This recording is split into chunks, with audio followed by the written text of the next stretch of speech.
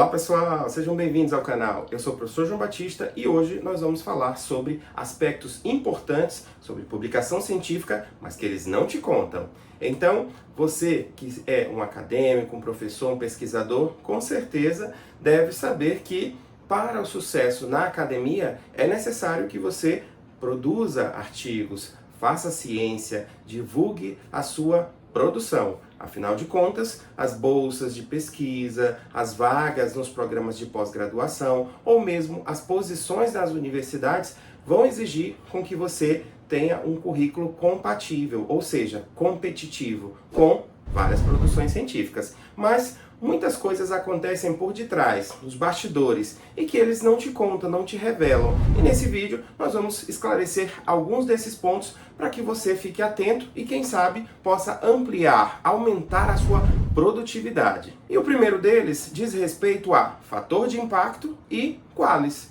Qual é o seu propósito? Qual a sua meta? É uma projeção nacional? Uma projeção internacional? Ambas as projeções? Então fique atento a esse aspecto. No Brasil, é muito valorizado em algumas áreas, por exemplo, ciências sociais e humanas, um qualis mais elevado. Já em outras áreas, como engenharias, ciências exatas, o fator de impacto pode ser muito mais importante. Afinal de contas, temos revistas que têm um qualis elevado, mas com um fator de impacto baixo. Já outras revistas têm um fator de impacto elevado e um qualis muito abaixo. Então, fique atento a esse aspecto. Afinal de contas, se você quer uma projeção internacional, você deve focar no fator de impacto. Mas o que é isso? É o quanto aquela revista é citada. Mas o que é isso? Isso diz respeito ao número de citações em que aqueles trabalhos daquela revista específica são citados em outros periódicos. Então, se ela recebe muitas citações de outras revistas, significa que aquele fator de impacto ele vai aumentando progressivamente. Já o qualis é um padrão de avaliação realizado pela CAPES e que vai estabelecer uma nota às revistas que varia de A até C, ou seja, passa pelo A1, A2, A3, A4, B1, B2, B3, B4, B5 e C. Lembrando que o C é aquele que tem 0 pontuação ou quase nada. Outro ponto importante, muitas vezes você quer publicar aquele artigo, porém você não consegue, devido ao tempo que você espera e não recebe uma notícia, às vezes quando recebe não é uma notícia positiva e você precisa ventilar aquele artigo, quer seja para concluir o seu mestrado, quer seja para ter pontuação para uma bolsa ou um projeto de pesquisa. Então, muitas vezes você cai na armadilha das revistas predatórias. Ou seja, aquelas que enviam muitos convites para o seu e-mail dizendo: ah, você foi selecionado para um artigo científico. Ah, você foi selecionado para ter o seu artigo incluído nesse caderno. Selecionado? Revistas de qualidade mandam esses e-mails para nós? Não, gente. Quem dera se fosse assim, né? Mas a grande verdade é que as revistas de qualidade, que têm uma pontuação elevada, elas não fazem essa prática. Você que precisa submeter o artigo a ela, e não ela vir até você. Então, fique muito atento às revistas predatórias. Por quê? Apesar delas terem, às vezes, um qualis interessante, elas dizerem e prometerem que vão publicar o teu artigo muito rapidamente, isso pode ser uma armadilha para o teu currículo. Afinal de contas, na próxima avaliação, ela com certeza vai ter uma avaliação muito abaixo, ou seja, ela vai sair do A para o C com certeza, pois os pesquisadores estão sempre de olho e estão montando listas de revistas predatórias. E numa próxima avaliação, com certeza ela cai. E outro aspecto também importante é que numa avaliação curricular, pesquisadores sérios vão observar que você tem muitas inserções nessas revistas que são de baixa qualidade. Mas você sabe por que eles chamam de revistas predatórias? Porque elas não têm um padrão de qualidade. Elas aceitam qualquer coisa, elas não revisam o trabalho enviado e publicam trabalhos que têm baixa qualidade e por isso não são recomendadas para uma progressão na sua carreira. Mais uma dica importante e valiosa, mas que essa é um pouco injusta, mas acontece muito nas revistas. O tal do coautor famoso.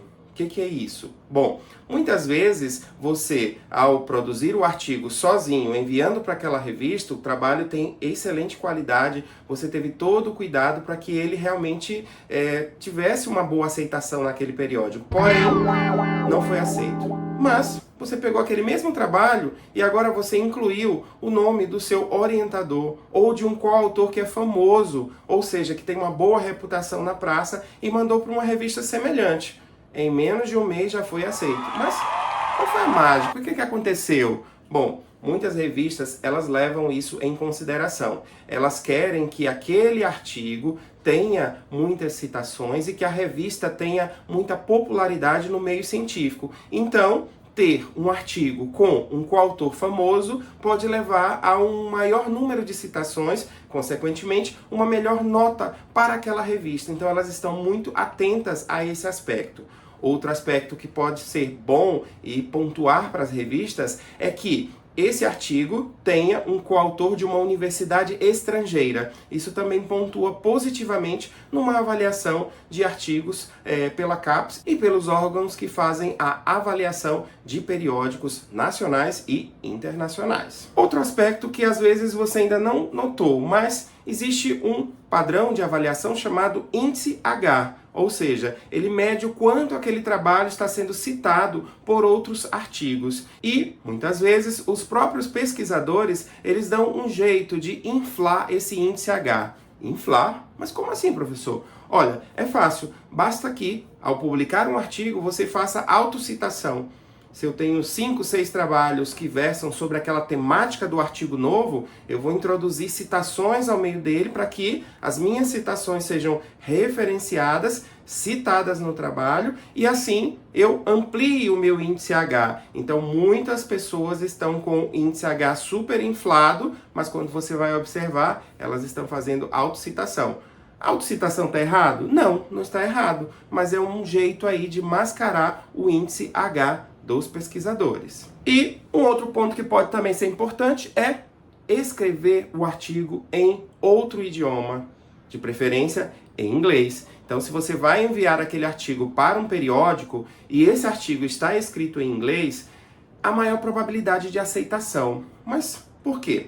Olha, se eu escrevo o artigo em português, ele está restrito a poucos países e poucas pessoas que conseguem ler e compreender o artigo em português. Mas, uma vez que eu escreva esse mesmo artigo em inglês, ele está acessível para todo o mundo. Então, facilita muito mais com que este trabalho consiga ser acessado por pesquisadores em diferentes universidades e centros de pesquisa. E, consequentemente, as revistas vão valorizar muito isso. E também é um aspecto positivo na avaliação dos periódicos. Então, por isso, ao escrever um artigo, pense: será que não seria interessante veiculá-lo em inglês? Com certeza ele terá uma maior capilaridade e maior probabilidade de aceitação pelos periódicos. E outros artifícios que vão facilitar bastante a publicação do teu trabalho dizem respeito ao aspecto metodológico. Eu já aprendi há muitos anos, lá com a minha orientadora do mestrado, que era especialista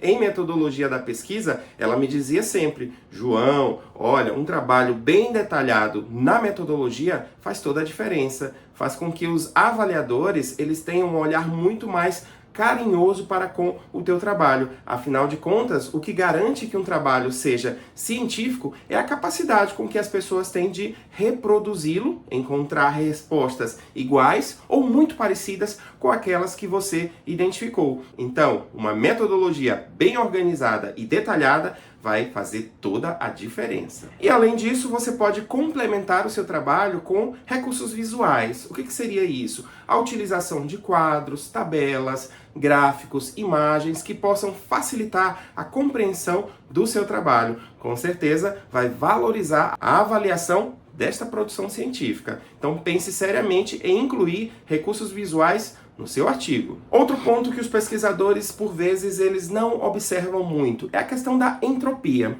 Entropia? O que é isso? Bom, por vezes, a universidade que você estuda ou trabalha tem ali um conjunto de revistas científicas e você diz assim: vou enviar um trabalho para a revista da Faculdade de Educação da minha universidade. Bom, Se todos os trabalhos que forem publicados naquela revista forem da mesma universidade, do mesmo estado, não é muito bom para a revista. É um processo de entropia. Isso vai ser um aspecto negativo numa avaliação desse periódico. Portanto, vale mais a pena que você pegue esse mesmo trabalho e envie para revistas de outras universidades, de preferência de outros estados, para que não tenha a entropia e dessa forma você tenha maior chance de aceitabilidade desse trabalho. E o último ponto, os dossiês. Será que vale a pena enviar um artigo para um dossiê? Reflita seriamente. Afinal de contas, o dossiê nada mais é do que um conjunto de trabalhos que versam sobre um tema específico. As revistas, elas lançam convites para os pesquisadores enviarem trabalhos para aquele caderno especial, o dossiê. Mas, por vezes, aquele caderno especial, ele já foi pensado pelos seus organizadores para que trabalhos de fulano, cicrano, beltrano possam fazer parte desse dossiê. E convites já foram enviados externamente para que os trabalhos entrem sem que tenha uma avaliação muito rigorosa desses autores. E pode ser que sobrem pouquíssimas vagas, ou às vezes nenhuma, para o público externo, ou seja, pessoas que não fazem parte daquele seleto grupo de convidados do organizador do dossiê. E o seu trabalho, que é excelente, mas que porventura você não é amigo ou conhecido do organizador do dossiê, ficou de fora. Então fique muito atento se às vezes vale ou não a pena enviar um trabalho para um dossiê. Ou se não, envie para uma revista que não tem esse tipo de organização. E dessa forma, talvez o teu trabalho tenha maiores chances de ser aceito. E aí, pessoal, vocês já sabiam dessas dicas? Utilize aqui a caixinha de comentários para incluir outros aspectos que você considera que são importantes no processo de submissão de trabalhos para publicação científica e compartilhe essas ideias com as pessoas que estão assistindo esse vídeo. Então, pessoal, espero que vocês tenham gostado das dicas. Deixe o like, deixe seu comentário, ative as notificações, se inscreva no canal e espero revê-lo em um próximo vídeo. Tchau, tchau!